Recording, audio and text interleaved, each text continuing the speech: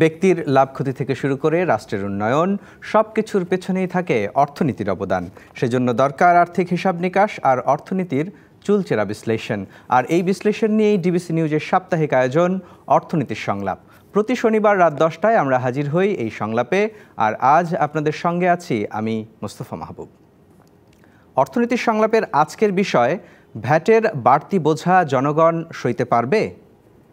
এই বিষয়ে আলোচনায় আজ আমাদের সঙ্গে স্টুডিওতে আছেন জাতীয় রাজস্ব বোর্ড এনবিআর-এর সাবেক চেয়ারম্যান বদিউর রহমান, আছেন Dhaka chamber of commerce and ইন্ডাস্ট্রিজের সাবেক চেয়ারম্যান আশরাফ আহমেদ, এবং আছেন বিশ্বব্যাংক গ্রুপের সাবেক জ্যেষ্ঠ অর্থনীতিবিদ ও পলিসি এক্সচেঞ্জ অব বাংলাদেশের চেয়ারম্যান ডক্টর মাসরুর রিয়াজ। আপনাদের তিনজনকেই স্বাগত। দর্শক, যেমনটা আগেই জানিয়েছি, ভ্যাটের বাড়তি বোঝা জনগণ সইতে পারবে, এই বিষয় নিয়ে আমরা আলোচনা করতে চাই। আমাদের সঙ্গে আছেন আশরাফ আহমেদ। আপনার কাছ থেকেই আসলে শুরু করতে চাই একটু। ভ্যাট যদিও জনগণ দেন, কিন্তু সেটি আহরণ করে সরকারের কোষাগারে জমা দেওয়ার দায়িত্বটি পালন করেন হচ্ছে ব্যবসায়ীরা। সেই জায়গা থেকে একটু আপনার কাছে প্রথমে জানতে চাই যে 43টি পণ্য এবং সেবা নতুন করে ভ্যাট সমন্বয় করে এক ধাপে 15% করার কথা বলা হচ্ছে, সেটি আসলে ব্যবসায়ীদের মধ্যেই বা কী প্রভাব ফেলবে এবং জনগণের মধ্যেই আসলে কি ধরনের প্রভাব ফেলবে বলে আপনি মনে করেন? ধন্যবাদ আপনাকে। এক ধাক্কায় বলতে গেলে যেই পণ্যগুলোর ভ্যাট বাড়বে, যেগুলো 5 থেকে ধরেন 15% যাবে, সেই ক্ষেত্রে আপনার 10%-এর মতো মূল্যস্ফীতি হবে। এটা একটা বড় জনগণের উপরে, কনজিউমারদের উপরে একটা বড় ধরনের চাপ সৃষ্টি করবে। এটার বাইরে আরেকটা বড় ইস্যু আছে, সেটা হচ্ছে দেখুন যে ভ্যাট আমরা যখন বলছি যে ব্যবসায়ীরা আসলে কর আদায় করে সেটা সরকারের কাছে দিচ্ছেন, এখানে ধারণাটা আসলে ভুল। কারণ আমাদের ভ্যাটের যে সিস্টেমটা দাঁড় করানো হয়েছে, এখানে কিছু খুব ক্রিটিক্যাল কম্পোনেন্ট মিসিং। যেমন 1 নাম্বার হচ্ছে আমরা যখন আমদানি করার সময় যে ভ্যাটটা দিচ্ছি, সেটা কিন্তু আমি কখনোই রিফান্ড পাই না। আমি যে রিবেট বিকজ রিবেটের একটা ব্যাপার আছে যে আমি ভ্যাটটা আগে দিয়ে তারপর আমি একটা রিবেট পাবো যখন আমি আরেকজনের কাছে বিক্রি করব। এই যে রিবেটের মেকানিজমটা, এটা এমনভাবে কাজ করে যেখানে দেখা যাচ্ছে যে আমার আসলে ভ্যাট হয়তো হবে 5 টাকা, কিন্তু আমাকে আসলে পকেট থেকে দিতে হচ্ছে 15 টাকা। সো ফলে যেটা হয় যে এই 15 টাকা আসলে আমার দাম না বাড়িয়ে আমার কোনো অপশন থাকে না। এটা হচ্ছে 1 নাম্বার হচ্ছে রিফান্ড সিস্টেম। যেটা আপনি দেখেন যে বিদেশে ইভেন আসিয়ানের সবকটা কান্ট্রিতেই দেখবেন যে আপনি কোনো একটা কিছু কিনলে আপনি যখন এয়ারপোর্ট থেকে যখন বের হন, তখনই কিন্তু আপনাকে ক্যাশ রিফান্ড করে দেওয়া হয়। আমরা কিন্তু সেটা সারা বছর ধরে ব্যবসায়ীরা যখন এই ভ্যাটটা জমা দেন, এই ক্যাশ রিফান্ডটা আমরা কোনোদিনও করতে পারি না। এটা হচ্ছে 1 নাম্বার। সেকেন্ড হচ্ছে, আমি একটা এক্সাম্পল দিই আপনাকে। আমাদের যে ভ্যাটের যে রিফান্ডের মেকানিজমটা আছে, এটা সিরিয়াসলি ফ্লড। কীরকম ফ্লড? দেখা যায় যেটা হয় যে আপনার অনেক কিছুই আছে যেখানে বিজনেস ইনপুট যেগুলো সেগুলোকে ভ্যাটের রিবেট দিতে দেওয়া হয় না। যেমন ধরুন যে আমি একটা রেস্টুরেন্ট চালাই, আমি যখন একটা বাড়ি ভাড়া দিচ্ছি, সেই বাড়ি ভাড়াটার উপরে কিন্তু আমি আমার ভ্যাটের যে রিবেট, যেটা ওইখানে আমি ভ্যাট কেটে দিয়ে দিচ্ছি কিন্তু গভর্নমেন্টকে, কিন্তু ওইটার যে রিফান্ডটা এটা আমি পাচ্ছি না। এরকমভাবে আপনি যদি অ্যাক্রস দ্য বোর্ড দেখেন, যেহেতু এই যে ভ্যাটের কোথায় কোন পণ্যের উপরে ভ্যাটটা অ্যাডজাস্টেবল হবে, কোনটা হবে না, সেইখানে যেহেতু একটা ডিফারেন্সিয়েশন করা হয়, and it's not across the board যে সমস্ত ধরনের বিজনেস এক্সপেন্সেসের জন্যই আসলে ভ্যাট অ্যাপ্লিকেবল হবে, সেটা কিন্তু না। আমি একটা রেস্টুরেন্টের এক্সাম্পলই বলি। রেস্টুরেন্টের ভ্যালু অ্যাডিশন যদি 50%ও হয়, ওনার কিন্তু ভ্যাট দিতে হয় প্রায় 30%। সো এর ফলে যেটা হয় যে ভ্যাটের এই সাইকেলটার কারণে আমাদের দেশে বিশেষ করে সার্ভিস ইন্ডাস্ট্রি অলমোস্ট আনভায়াবল হয়ে যায়। কিন্তু দেখা যায় যে টোটাল গ্রস রেভিনিউর 50% গভর্নমেন্টের কাছে চলে যাচ্ছে ট্যাক্স হিসেবে। আমরা আপনার কাছে আবারও আসবো। আমাদের সঙ্গে বদিউর রহমান আছেন, সাবেক চেয়ারম্যান জাতীয় রাজস্ব বোর্ড। আপনার কাছে একটু জানতে চাই, ভ্যাট সংগ্রহের যে প্রক্রিয়াটি আমরা দেখলাম বিভিন্ন সময়, বিগত সরকারের সময়ও এটি আধুনিকায়ন করার চেষ্টা করা হলো, ডিজিটাইজেশন করার চেষ্টা করা হলো, এবং পুরো দেশে আসলে ভোক্তা পর্যায়ে আমরা জানি যে দোকানের কথাই যদি বলি, সেটাকেও এখনও ভ্যাটের আওতায় বা এই সংগ্রহের আওতাটাকে আসলে আধুনিকায়ন করা যায়নি। সেই জায়গায় এখন এই যে 43টি পণ্য এবং সেবার যে ভ্যাট সমন্বয় করে এক ধাক্কায় বাড়ানো হচ্ছে, সেটিকে আসলে আপনি কিভাবে দেখেন? ধন্যবাদ। আপনার জাতীয় রাজস্ব বোর্ডের ভ্যাট সংগ্রহের যে দুর্বলতা, সেটা আমি যখন সেখানে গেলাম 2007-এ তখনও দেখলাম, এখনও আছে। এবং সেই সময় ছোট্ট একটা ছিল, যারা ক্ষুদ্র ব্যবসায়ী তাদের জন্য একটা ফিক্সড অ্যামাউন্ট ছিল। তো আমি খোঁজ নেওয়া শুরু করলাম যে তাদের তো আবার সংগঠন আছে। তো আমি নিজে, আমার একটা সুবিধা ছিল তখন, প্রথম গেলাম তো প্রথম কয়েকদিন তো আমাকে লোকজন চিনতে পারে নাই। চেহারাটা বাংলা পাস, কালো মানুষ। দোকানে গেলাম সকাল মর্নিং ওয়াকের মতো, দেখে থেকে ইংলিশ রোড, তারপরে যায় গাউসিয়া মার্কেট, এইগুলা কয়েকটাতে ঘুরে কয়েকটা দোকান টোকান দেখে আসলাম।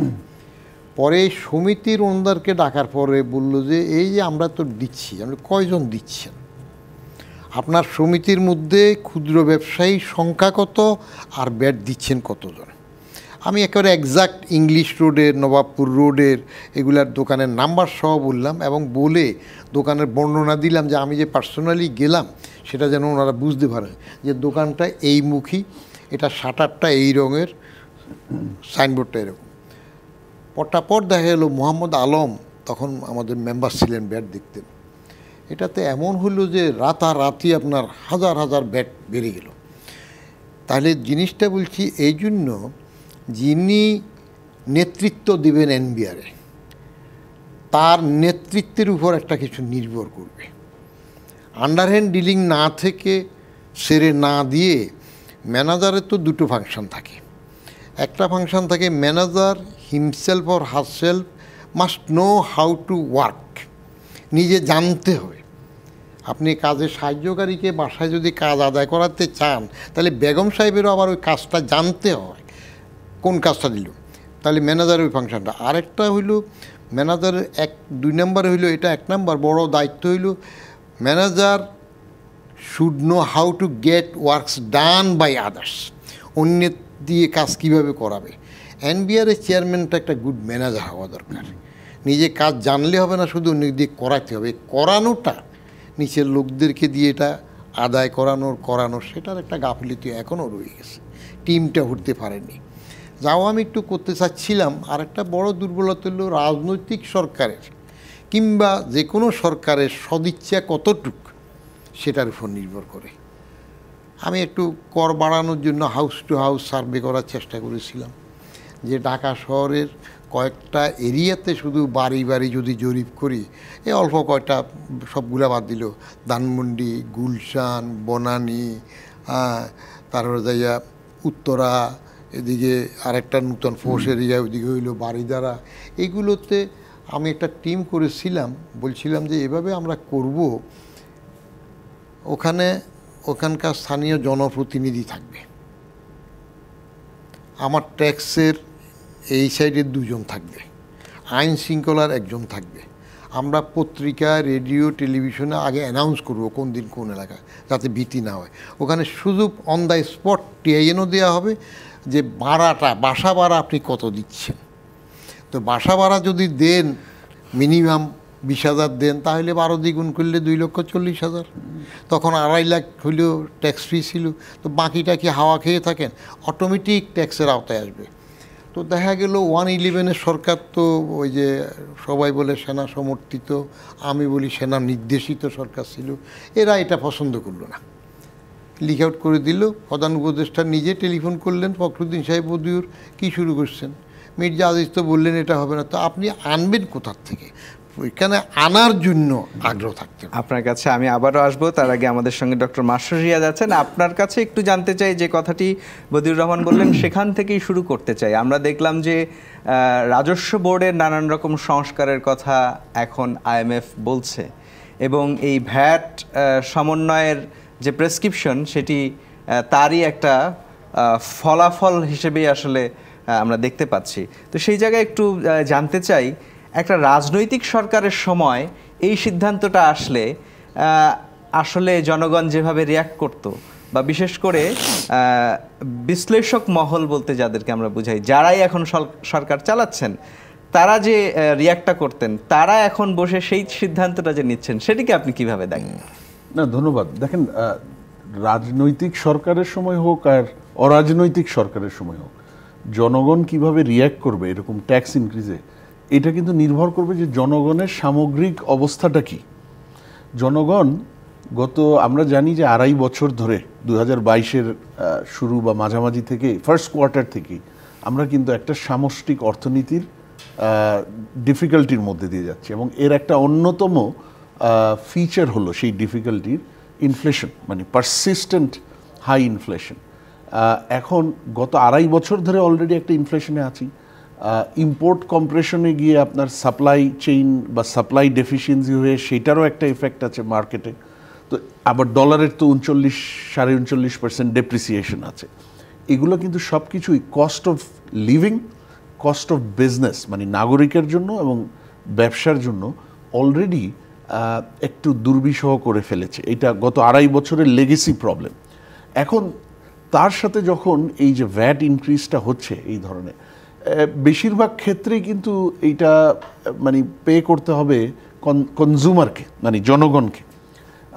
এইটা পাস থ্রু এই ভ্যাটটা, মানে দোকানদার বা বিক্রেতা সে কিন্তু নিজের পকেট থেকে এটা দেবে না, কালেকশন করেও দিবে নাকি সেটা অন্য জিনিস, সেটা হলো ভ্যাট কালেকশন মেকানিজমের দুর্বলতা বা স্ট্রেংথ, কিন্তু আলটিমেটলি কিন্তু আদায় হবে জনগণের কাছ থেকে। এখন জনগণ যেহেতু অলরেডি একটা কষ্টে আছে 2.5 বছর ধরে এই পারসিস্টেন্ট ইনফ্লেশনের জন্য, অনেকের ব্যাংকিং বা এনবিএফআইতে তাদের টাকা পয়সা আটকে গেছে গত 8-10 বছরের যে ব্যাংকিং সেক্টর মিস গভর্নেন্স। তো এই সব কিছু মিলিয়ে এই সময় ভ্যাট ইনক্রিজটা রিয়াকশনটা, এখন যদি পলিটিক্যাল গভর্নমেন্টও থাকতো আমার মনে হয় জনগণের রিয়াকশনটা খুব সুখকর হতো না। আমি আপনাকে একটু থামাতে চাই, একটা বিষয়ে যোগ করতে চাই। আজকেই কিছুক্ষণ আগে রাত 8টার দিকে জাতীয় রাজস্ব বোর্ড থেকে একটু প্রেস রিলিজ পাঠানো হয়েছে, যেখানে তারা দাবি করছেন যে সমস্ত খাদ্যপণ্য আসলে নিত্যপণ্য, যেগুলো অত্যাবশ্যকীয় পণ্য, সেখানে কর সমন্বয় করা হয়েছে। তার ফলে এই 43টি পণ্য এবং সেবা যেগুলোর কথা বলা হচ্ছে সেগুলোতে বাড়ানোর ভ্যাটের যে হার, সেটা জনজীবনে খুব বেশি প্রভাব ফেলবে না। এই বক্তব্যের সঙ্গে আসলে আপনি কি একমত? না, এটা বোধহয় আমার মনে হয় ওই 43টা প্রোডাক্ট অ্যান্ড সার্ভিস সবগুলোর জন্য হয়তো এটা প্রযোজ্য হবে না। আর এই একটা হয়তো কোনো জায়গায় সেটা কিছুটা মানে স্বস্তি দিতে পারে, কিন্তু ওভারঅল আমার মনে হয় সেটা জনগণের উপর স্বস্তি দিবে না। এবং এটার বিভিন্ন অ্যাঙ্গেল আছে, বিভিন্ন দৃষ্টিকোণ থেকে এটা দেখতে হবে। আপনি সেখানে যদি কিছু অত্যাবশ্যকীয় পণ্যের উপর, এসেনশিয়ালসের উপর যদি আগে বিভিন্নভাবে ভ্যাট বা আমদানি স্টেজে শুল্ক কমিয়েও থাকে, ঠিক আছে, সেটার জন্য কি মার্কেটে এফেক্ট হয়েছে, সেগুলোর দাম কি কমেছে? ওভারঅল ইনফ্লেশন তো কমেনি। আমার ফুড ইনফ্লেশন তো 13%-এর কাছাকাছি, আমার ওভারঅল ইনফ্লেশন 11%-এর কাছাকাছি। তাহলে সেই যে এনবিআর যেটা বলছে যে আমরা কমিয়েছে, এটা নিয়ে কোনো সন্দেহ নেই। আমরা এই রিসেন্টলিও দেখেছি কয়েকটা জিনিসের উপর ইম্পোর্ট স্টেজে ডিউটি কমিয়েছে, কিছু জায়গায় ভ্যাট কমিয়েছে, কিন্তু সেটার সুফল তো জনগণ পায়নি। কারণ শুধুমাত্র এই ফিসক্যাল ইনস্ট্রুমেন্ট দিয়ে আর ওইদিকে ইন্টারেস্ট রেট দিয়ে ইনফ্লেশনকে কন্ট্রোল করা যাচ্ছে না, কারণ বাজারে আরও দুটো প্রবলেম রয়ে গেছে। একটা হলো সাপ্লাই ঘাটতি ইম্পোর্ট কম্প্রেশনের জন্য, আরেকটা হলো যে ভ্যালু চেইন বা সাপ্লাই চেইনের বিভিন্ন স্টেজে মনিটরিংয়ের অভাবে সেখানে ম্যানিপুলেশন হচ্ছে। শুধু আরও একটা বিষয় হলো আপনি এইখানে কিন্তু শুধুমাত্র যে ওই যেগুলোতে কমিয়েছে সেখানেই এখন বাড়াচ্ছে, বিষয়টা ওইটা না। আপনি জানেন টার্নওভার ট্যাক্সের ক্ষেত্রে 50 লাখ 3 কোটি পর্যন্ত একটা ইয়ে ছিল, সেটা এক ধাপে নামিয়ে নিয়ে এসছে 50 লাখ টাকায়। তাহলে সেইখানে স্মল বিজনেসরা তারা তো একটা বড় ডিফিকাল্টিতে পড়ছে, তাই না? আপনার কাছে আবারও আসবো, আমি একটু জনাব বদিউর রহমান আপনার কাছে আসতে চাই।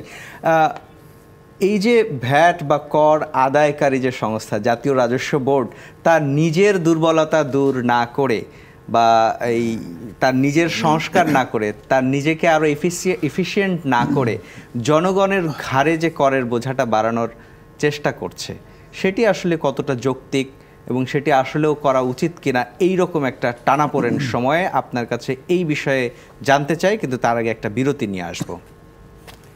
দর্শক, আপনারা দেখছেন অর্থনীতির সংলাপ। এ পর্যায়ে নিচ্ছি একটি বিরতি, সঙ্গেই থাকুন। স্বাগত আরেকবার অর্থনীতির সংলাপে। আজকের বিষয়, ভ্যাটের বাড়তি বোঝা জনগণ সইতে পারবে? জনাব বদিউর রহমান, আপনার কাছে বিরতির আগে জানতে চাইছিলাম, এনবিআর তার নিজের সংস্কার করে রাজস্ব বাড়ানোর যে সুযোগ, সেই পথে না হেঁটে জনগণের উপর করের বোঝা যে চাপাচ্ছে সেটি কতটা যৌক্তিক? আপনার যৌক্তিক, ওই যে বললেন যে প্রথম আপনাদের বিষয়টা তো হইল এটা কি করের বোঝা, ভ্যাটের বোঝা, এটা কি যৌক্তিক কিনা, জনগণ কতটুকু সইতে পারবে। জনগণ তো ওই অবস্থার মধ্যে পড়ে যে কিল কয়টা খাইতে পারবে, বলে যে একটাও না। হাত পা বেঁধে যদি দেই তাহলে তখন তো যতটুক দেওয়া হয় তাই খাবে। গভর্নমেন্ট বা এনবিআরে যেটা বললেন নিজেদের সংস্কার করা, নিজেদের সংস্কার করার মতো মন মানসিকতা আদৌ আছে কি না, যে সরকার আসলো সেই সরকারের মিশনটা কি, কনস্টিটুয়েন্সি কী করতে চান, সেটাই তো এখনও ক্লিয়ার হলো না। তাহলে এখন খেলাটা কি হচ্ছে, যেটা হবে আমরা আগে ব্রিজ খেলার সময় বলা হইতো when there is no card to play then play colour, কোনোটা না থাকলে অগত্যা তখন কালার খেলো। এই হইল যাইয়া এখন পলিসি চলছে আর কি, কিছু হবে না, চট করে এরকম ব্যাট ভাড়াই দাও, হ্যাঁ এটা বাড়াও ওইটা বাড়াও, কিন্তু রেশনালটা কি। আরেকটা জিনিস আপনি খেয়াল করবেন, আমি ছোট্ট একটা উদাহরণ দিই।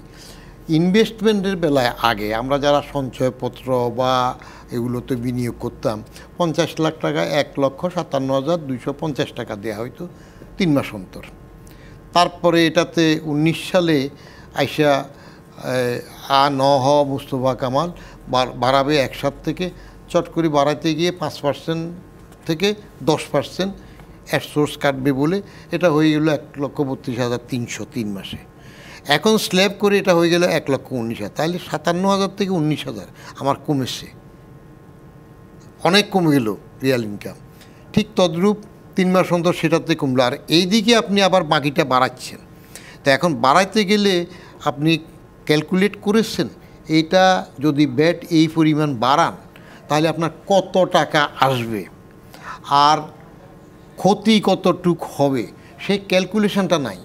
আগে বাজেটে দেশ স্বাধীন হওয়ার পরপরও 2-1টা বাজেট, তখন তো 2টা বাজেট হইতো, একটা রেলওয়ের জন্য আলাদা একটা বাজেট হইতো, রেলওয়ে সেক্রেটারি দিতেন আর অর্থটা ফাইন্যান্স, সেখানে কিন্তু শেষে দিয়ে হিসাব থাকতো।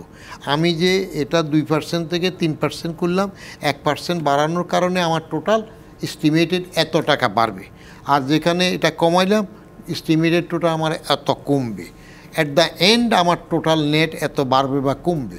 এইখানে যে বলতেছে এটাতে সুবিধা হবে, কমবে না। আবার উপদেষ্টা মহোদয় যেটা বললেন যে কিছু কিছু আইটেমে জিরো করে দিয়েছেন, কম করেছেন, আপনি কোথায় জিরো করলেন, কোথায় ডাবল জিরো করলেন, কোথায় ওই প্রফেসর ইউনুস সাহেবের 3-0 পলিসিতে গেলেন, সেটা তো আমার ব্যাপার না। আমি দেখব বাজারে আমার আলুর দাম কত হইল, চাল কত হইল, আপনি কোথায় কি কমাইলেন, কিন্তু সেটার এফেক্টটা আমি কতটুকু, জীবনযাত্রার ব্যয় আসলে আমি কোথায় আসছি সেটা দেখতে হবে। আমি তো সেটা পাচ্ছি। কিন্তু জনাব বদিউর রহমান, এই সরকার তো শুরু থেকেই বলেছে তারা সংস্কার করার জন্য এসেছে, তাহলে নিজের সংস্কার না করে জনগণের ঘাড়ে এই বোঝাটা চাপিয়ে দেওয়াটা, এটাকে অন্যায় বলবেন কিনা? আমি বলবো, আমি আরও আগেও বলেছি যে সবারই তো দেশ সেবার একটা আগ্রহ আছে, শুধু রাজনৈতিক দল দেশ সেবা করবে এটা তো হয় না। রাজনীতির বাইরে যারা আছে, কখনো তত্ত্বাবধায়কের নামে, এখন অন্তর্বর্তী না, তাদের তো দেশ সেবার ইচ্ছা হয়। রাজনৈতিক দল দেশ ফেঁসায় ফেলছে, চুরি করতেছে, মেগা প্রজেক্ট, মেগা চুরি, তারপরে যে খালেদা জিয়ার আমলে 5 বার চ্যাম্পিয়নের মধ্যে 4 বার তাদের, একবার পরে প্রথম আওয়ামী লীগ, এইগুলো সব বলে, কিন্তু যে আসে তার মিশনটা কি নিয়ে আসে, সংস্কারটা কার করবে, কি সংস্কার করবে। আপনি গণভবন দখল করে জাদুঘর বানাই দিলে সংস্কার হবে, কদিন পরে আরেক আন্দোলন হইলে বা সংসদ ভবন জাদুঘর বানাই দিবে, হ্যাঁ বঙ্গভবন জাদুঘর বানাবে, এইসব বলে তো সংস্কার হবে না। আমি কংক্রিটাইজড গভর্নমেন্টের পলিসিতে কিছু দেখলাম না। তারপরেও আমি আশাবাদী থাকি এই বলে যে ইউনুস সাহেব নোবেল প্রাইজ পেয়েছেন, উনি এর আগে খোলা চিঠি দিয়ে একটা রাজনৈতিক দল করতে চাইলেন, পারেন নাই, এবার তিনি আসবেন, এটা আমি 11 মাস আগেই লিখেছি। উনি বঙ্গভবনে একটা মূল্যবান বক্তব্য দিয়েছে, আমার খুব ভালো লেগেছে নোবেল পাওয়ার পরে, যে উনি দেশটাকে এমনভাবে গড়তে চান যে বিদেশিরা বাংলাদেশের গ্রিন কার্ডের জন্য লাইন দেবে। এই জন্য আমি বলি ওনাকে 5 বছর সময় দেন, আর করে লাইন না দিয়ে কাছাকাছি আসুক। But what I personally feel, এই পর্যন্ত গোটা সরকারের কাজকর্মটাই, সরকারটাই খেলনা মনে হচ্ছে। যে আপনার কাছে আবারও আসবো আশরাফ আহমেদ, আপনার কাছে একটু জানতে চাই, যে কোনো পলিসি করার আগে এনবিআর এর মানে এটা কি বলবো আসলে কালচার আসলেও ছিল কি না। অতীত সময়ে আমরা দেখেছি যে তারা আপনাদের রিকমেন্ডেশনগুলো না শুনলেও অ্যাটলিস্ট আলোচনা করতো। এইবার যখন এত বড় একটা সিদ্ধান্ত আসলো, আপনাদের সঙ্গে কি কোনো স্টেক হোল্ডার আলোচনা হয়েছিল? Not that I am aware of, but এখানে আমি একটা জিনিস একটু বলে রাখি আপনাকে। দেখুন, আমরা সবসময় একটা ডিসকাশন করছি যে এটা IMF-এর ইয়ের কারণে হচ্ছে যে সিঙ্গেল প্রেসক্রিপশন, কিন্তু এইখানে যে জিনিসটা আসলে আমরা যেটা বুঝিও না, আমরা যেটা নিয়ে কথাও বলি না, সেটা হচ্ছে পৃথিবীর অধিকাংশ দেশে ভ্যাট কিন্তু সিঙ্গেল রেটেই কাজ করে। So single rate is not an issue.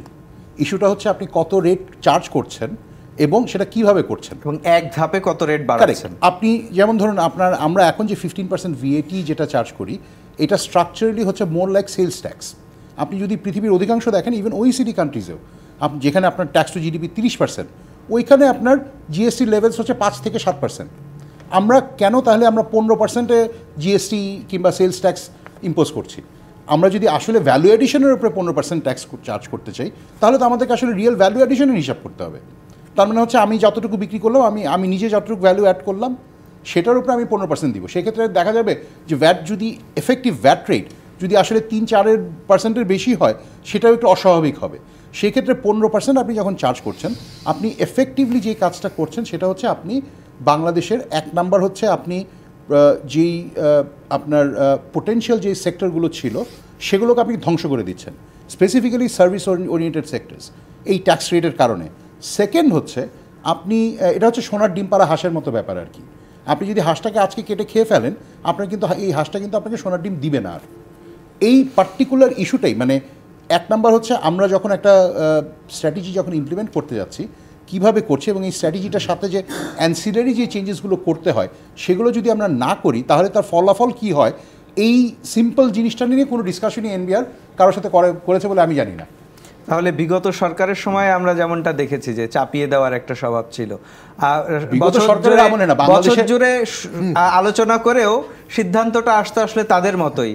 তাহলে এখন এই সরকার যারা সংস্কারের কথা বললো, তারা কোনো আলোচনারই ধারলো না, সেটিকে আপনি কিভাবে দেখেন? আমাকে যদি বলেন, আমি কখনোই আসলে সরকারকে যে খুব সংবেদনশীল ব্যবসায়ীদের মতামতের উপরে, এটা আমি কখনোই দেখিনি। সেটা শুধু গত 15 বছর না, গত 40 বছরই কোনোদিন দেখা হয়েছে কিনা আমার সন্দেহ আছে। আপনার কাছে আবার আসবো জনাব মাসরুর রিয়াজ, আপনার কাছে একটু জানতে চাই যে বলা হচ্ছে যে IMF-এর প্রেসক্রিপশনেই আসলে এই সংস্কার। সরকারের আসলে কি এমন চাপ যে জনগণের কথা না ভেবেও, বা জনগণের এই যে যেটি জনাব বদিউর রহমান বললেন, যেটি আশরাফ আহমেদ বললেন, যে জনগণের এই সিদ্ধান্তে জনগণের কি প্রভাব পড়বে তার কোনো গবেষণা ছাড়াই একরকম চাপিয়ে দিলেন, এই সিদ্ধান্তটা সরকার চাপিয়ে দিতে যাচ্ছে। এটিকে আসলে IMF কি এতই চাপ দিয়ে ফেললো যে একটি নিশ্চিত এটা আসলে IMF-এর সাথে সরকারের যে $4.7 বিলিয়ন প্রায় 4 বছরে পাবে, সেখানে শর্ত আছে যে ট্যাক্স GDP রেশিও প্রতি বছর 0.5% করে বাড়াতে হবে। আমি শুনছি যে এইবার এটা 0.6-এ তারা বাড়িয়েছে। তো 0.5-ই তো অর্জিত হয়নি, যে অ্যাডিশনাল 0.5 যাবে সেটা তো অর্জিত হয়নি, হওয়া সম্ভবও ছিল না। কারণ ওই যে আমার গত প্রায় 2.5 বছর ধরে আমরা তো একটা অর্থনৈতিক চাপের মধ্যে আছি, আর বিভিন্ন ধরনের পলিসি মিসগভর্নেন্স, ব্যাংকিং ডিসিপ্লিন ধ্বংস হয়ে যাওয়া, সেগুলোর কারণে অর্থনীতির চাকাটা তো অনেকটাই মন্থর হয়ে গেছে। এই সময় 0.5% বাড়ানোটা অত সহজ না, সেই কারণে এটা গত 1.5 বছরে অর্জিত হয়নি, এবং তার মধ্যে এবার চাপ দিয়েছে 0.6%-এ নিয়ে যেতে। এখন দেখেন, বিষয়টা হলো দুটো, ট্যাক্স GDP রেশিও বাড়াতে হবে বা ট্যাক্স কালেকশন বাড়াতে হবে, এটা নিয়ে কোনো সন্দেহ নেই, কারণ আমাদের অনেক কম, এবং সেটার কারণে সরকারের যে growth friendly investment, social support friendly investment, সরকারের ইনভেস্টমেন্ট, সেগুলো আমাদের দেশে প্রয়োজনের চেয়ে অনেক কম। হেলথ এডুকেশনের যে স্পেন্ডিং, আমাদের যে ইনফ্রাস্ট্রাকচারের যে নেসেসারি স্পেন্ডিং, আমাদের প্রয়োজনের তুলনায় অনেক কম, সেটা বাড়াতে হবে, কোনো সন্দেহ নেই। সেকেন্ড, যেহেতু একটা ম্যাক্রো ইকোনমিক অলমোস্ট ক্রাইসিসে আছি গত 2.5 বছর ধরে, IMF-এর সাপোর্টটা নিয়েছে, সেটাও সঠিকই ছিল, কিন্তু প্রতিটা শর্ত যে একেবারে সুচারুভাবে অক্ষরে অক্ষরে একদম ওই সময়ের মধ্যেই অর্জন করা যাবে, ব্যাপারটা কিন্তু এরকম না। এটা নেগোসিয়েশনের বিষয়, এবং নেগোসিয়েশনটা অনগোয়িং। আমি একদম শুরুতে বা বছরের শুরুতে বা একটা স্টাফ মিশনের শুরুতে কি এগ্রি করলাম সেটা 2 মাস পরে রিওপেন করা যাবে না, আমার মনে হয় বিষয়টা ওরকম না। সুতরাং IMF এর চাপ আছে, IMF তো দেখবে কি শর্ত দিয়েছে, আমার থেকে টাকা নিচ্ছে, সেই শর্ত পালন হচ্ছে নাকি। মানুষের কতটা কষ্ট হচ্ছে সেটাও IMF দেখবে, কিন্তু সেটা তার কাছে তুলে ধরতে হবে, এবং সেই তুলে ধরাটা যুক্তি দিয়ে, এভিডেন্স দিয়ে, এবং সেইখানেই এসে যায় যে আমি যে বাড়ালে এটার ইম্প্যাক্টটা কী, বিজনেসের উপর ইম্প্যাক্ট কী, সিটিজেনের উপর ইম্প্যাক্ট কী, আমি কি আদৌ কি ট্যাক্স আমার বাড়বে, নাকি অর্থনীতির চাকা আরও স্লো ডাউন হয়ে আমার আসলে ট্যাক্স কালেকশনটাই কমে যাবে। কারণ পৃথিবীর বেশিরভাগ দেশে দেখা গেছে, ইভেন বাংলাদেশেও আমরা পলিসি এক্সচেঞ্জ এবং ফরেন ইনভেস্টর্স চেম্বার ফিকি আমরা যৌথভাবে একটা অ্যাসেসমেন্ট করে দেখেছি যে ট্যাক্স রেট যদি বাড়ানো হয় তাতে ইনভেস্টমেন্টও কমে, ট্যাক্স কালেকশনও কমে। কিন্তু tax rate plus tax burden সেটাকে যদি কমানো হয় তাতে শুধুমাত্র ইনভেস্টমেন্টই বাড়বে না, ট্যাক্স কালেকশনও বেড়ে যায়। সুতরাং এই ট্যাক্স বাড়ানোর ফলে আদৌ কি ট্যাক্স বাড়বে, এইটা নিয়ে কিন্তু যথেষ্ট সন্দেহ রয়ে যায়, কারণ সেই ধরনের বিশ্লেষণ হয়েছে নাকি সেটা আমরা এখনো দেখিনি। সুতরাং IMF এর ট্যাক্স বাড়াতে হবে, এটা নিয়ে কোনো মানে ট্যাক্স কালেকশন ওভারঅল বাড়াতে হবে বাংলাদেশের একটা যৌক্তিক সময়ের মধ্যে, এটা নিয়ে কোনো সন্দেহ নেই। IMF এর থেকে যে এনগেজমেন্ট বা প্রোগ্রামটা নিয়েছে এই ধরনের ম্যাক্রো ক্রাইসিসে, এটা নেওয়াটাও সেটাও মানে একটা রাইট স্টেপ। কিন্তু এইটার এই স্পেসিফিক শর্তটা সেটা বোধহয় একটু নেগোশিয়েট করা উচিত, সময়টা বাড়ানো উচিত, এবং কি মানে কোন জায়গায় বাড়ালে রেভিনিউটা বাড়বে কিন্তু জনগণের এবং বিজনেসের উপর সেই বার্ডেন হবে না, সেই জায়গাটা। আপনার কাছে আবার আসবো জনাব বদিউর রহমান। আরেকটা বিরতির সময় হয়েছে, বিরতিতে যাওয়ার আগে একটা প্রশ্ন রেখে যেতে চাই। একটা কথা আছে যে পেটে খেলে পিঠে সয়। জনগণ কি আদেও পেটে খেতে পারছে, যে পিঠে যে বোঝাটা দিচ্ছে সরকার সেটি সইবে কিনা? এবং আরেকটি কথা জনাব মাসুর রিয়াজ বললেন যে বাণিজ্য বাড়ালে আসলে আপনার রেভিনিউ আরও বেশি জেনারেট হবে, কর্মসংস্থান হবে, কর্মকাণ্ড বাড়বে, তখন আপনার রাজস্বও বাড়বে। বাণিজ্য বাড়ানোর কোনো উদ্যোগও আসলে দেখছেন কিনা, এই দুটো বিষয় একটু জানতে চাইবো আপনার কাছে, কিন্তু তার আগে একটা বিরতি নিতে চাই। দর্শক, আপনারা দেখছেন অর্থনীতির সংলাপ। এ পর্যায়ে নিচ্ছে আরও একটি বিরতি, সঙ্গেই থাকুন। স্বাগত আরও একবার অর্থনীতির সংলাপে। আজকের বিষয়, ভ্যাটের বাড়তি বোঝা জনগণ সইতে পারবে? জনাব বদিউর রহমান, আপনার কাছে জানতে চাইছিলাম, পেটে খেলে পিঠে সয়, এখন আমরা যে অবস্থায় আছি, সাধারণ মানুষ মূল্যস্ফীতি সহ কর্মসংস্থানের যে সংকট, সব কিছু মিলিয়ে যে সংকটের মধ্যে আছে, এই বাড়তি বোঝাটি তাদের পিঠে সইবে? আপনি সাধারণ মানুষ বলতে কাদের বুঝাচ্ছেন সেটা একটা ক্লিয়ার কাট ডিভিশনের দরকার আছে। যাদের ইনকাম সীমিত আর সীমিত। আপনি যদি এখন যে রেস্টুরেন্টগুলো আছে, আমি তো মিরপুরে থাকি, সেখানে দেখবেন যে সনি সিনেমা হল থেকে শুরু করে এদিক সেদিকে প্রচুর রেস্টুরেন্ট, এবং আপনি বিকেল থেকে দেখবেন সন্ধ্যা রাত্রে সেখানে সিট পাওয়া কষ্টকর হয়ে যাবে। এই সিনটা যদি আপনি দেখেন তখন ভাববেন যে সবার আর্থিক অবস্থা খুবই ভালো, এই গুটি কয়েককে যদি দেখেন।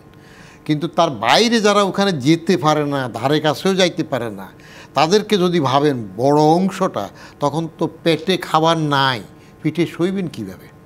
খাবারটাই তো নেই, সেটা বড় জিনিস।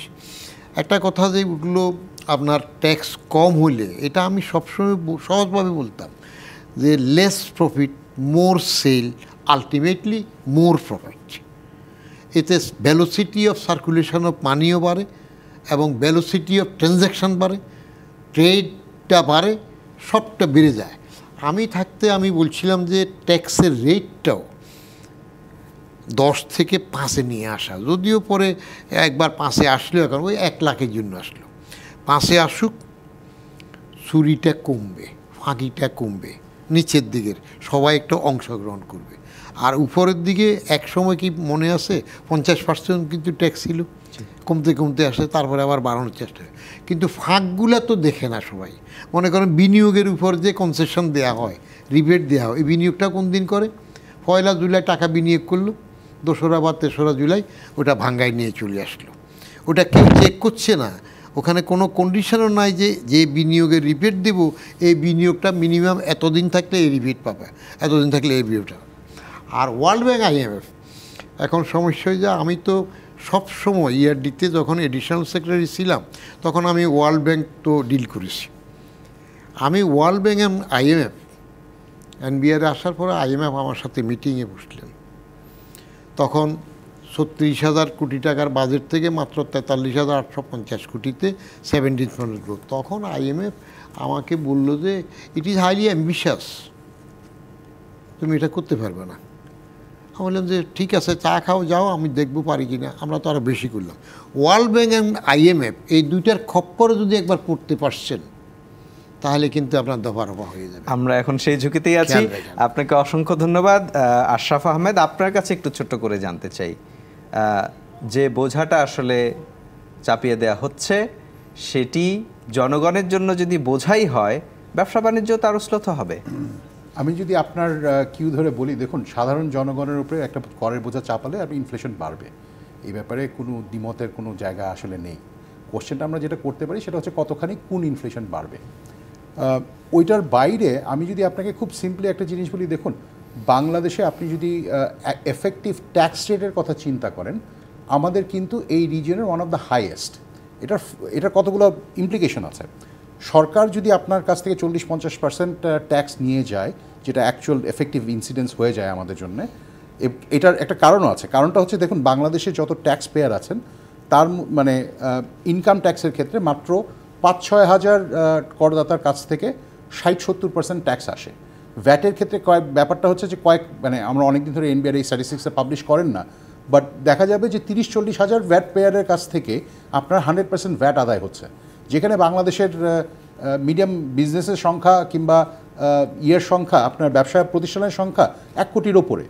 তার মানে হচ্ছে যে আপনি ওই যে ছোট্ট একটা সংখ্যক ব্যবসা প্রতিষ্ঠান যারা আসলে এফেক্টিভলি ট্রান্সপারেন্টলি কাজ করার চেষ্টা করছে এবং যারাই আসলে ইনভেস্টমেন্ট রান করেন বাংলাদেশে, যাদের কাছ থেকে মোটামুটি 100% অফ দ্য রিয়েল ইনভেস্টমেন্ট আসে, তাদের কাছ থেকে যদি আপনি শুধুমাত্র ট্যাক্স করেন এবং at a rate which definitely makes them uncompetitive across anybody, তখন যেটা হবে, আপনি আসলে যেটা করছেন যে আপনি আসলে আপনার অর্থনীতির যে ভবিষ্যৎ গড়ার যে ক্যাপাসিটি সেটার পায়ে কুড়াল মারছেন। এটার মানে, এবং এই যে ট্যাক্স রেটের এখন আমরা যেটা বাড়ালাম, যে 5% থেকে 15%, ক্ষেত্র বিশেষে 5% থেকে 15% করলাম, এটার এফেক্ট হবে এক্স্যাক্টলি এইভাবে যে আপনি অনেকগুলো যেগুলো আপনার বাংলাদেশের ভবিষ্যতের অর্থনীতির চালিকা শক্তি হতে পারে, সেই চালিকা শক্তিগুলোকে আপনি খোঁড়া করে দিচ্ছেন। আপনাকে অসংখ্য ধন্যবাদ। ডক্টর মাসরুর রিয়াজ, আপনার কাছে জানতে চাই, আশরাফ আহমেদ যেটি বলছেন, আসলেও কি বিষয়টি এরকম কিনা যে IMF-এর খপ্পরে পড়ে আমরা আমাদের ব্যবসা বাণিজ্য বা অর্থনৈতিক যে ব্যবস্থাটা সেটাকে আরও ঝুঁকিতে ফেলছে কিনা? সেটা তো আমাদের নিজেদের উপর নির্ভর করবে।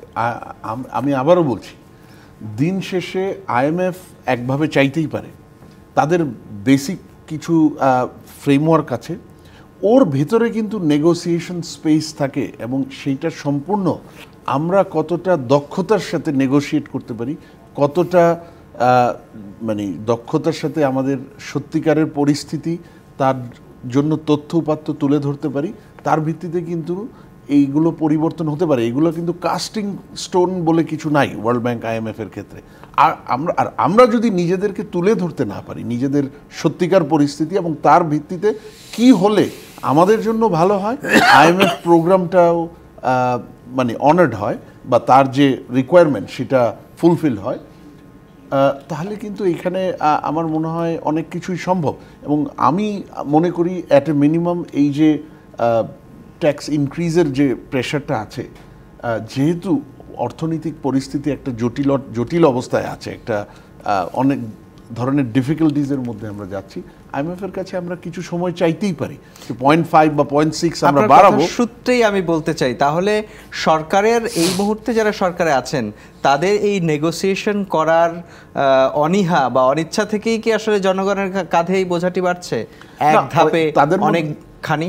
তাদের মধ্যে অনীহা আছে নাকি এটা আমি জানি না, কিন্তু সেই সুযোগ তো ছিল, সেই সুযোগ আমি নিশ্চিত এখনো আছে। এগুলো কিন্তু অনগোয়িং ডিসকাশন, এগুলো হ্যাঁ, এগুলোর অনেক মানে স্ট্যান্ডার্ড প্রোটোকল থাকে, কিন্তু তার ভিত্তিতে তার ভেতরেও মেম্বার স্টেট বা রিসিপিয়েন্ট কান্ট্রি এবং যে এই মাল্টিল্যাটারাল, এদের মধ্যে সব সময় আলোচনার সুযোগ থাকে।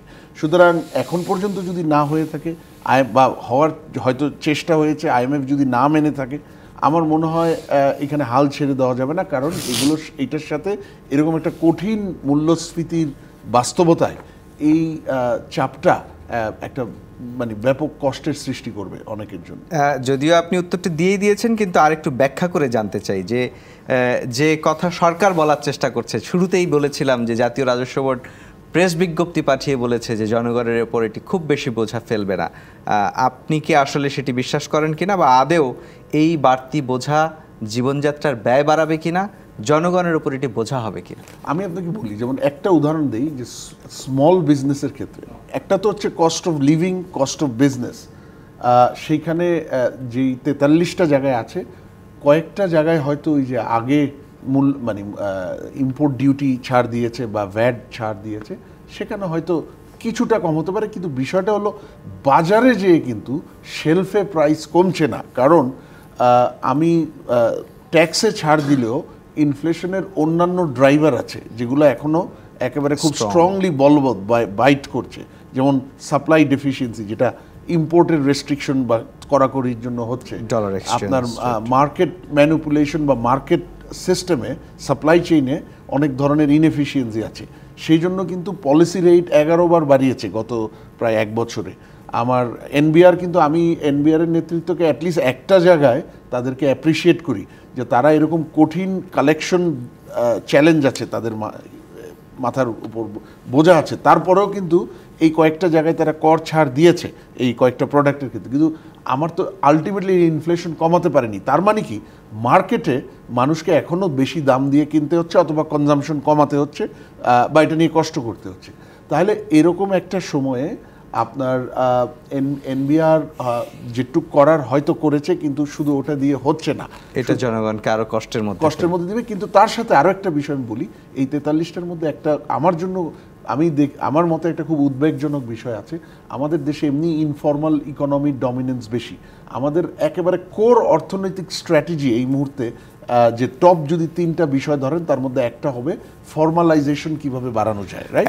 সেই জায়গায় কিন্তু এই যে টার্নওভার ট্যাক্সের ইয়েটা কমিয়ে দেওয়া হলো, মানে 50 লাখ হলেই এটাতে চলে যেতে হবে। সেটা অসংখ্য ধন্যবাদ। আজকের মতো বিদায় নিতে হচ্ছে। আপনাদের 3জনকেই অনেক ধন্যবাদ আমাদেরকে সময় দেওয়ার জন্য। সরকারের টাকা দরকার, এনবিআর বিজ্ঞপ্তি। দর্শক, আজকের মতো বিদায় নিচ্ছে অর্থনীতির সংলাপ থেকে। ফিরবো আগামী শনিবার রাত 10টায়। থাকবেন অন্য কোনো অতিথি, থাকবেন আপনারাও। ডিবিসি নিউজের সঙ্গেই থাকুন 24 ঘন্টা।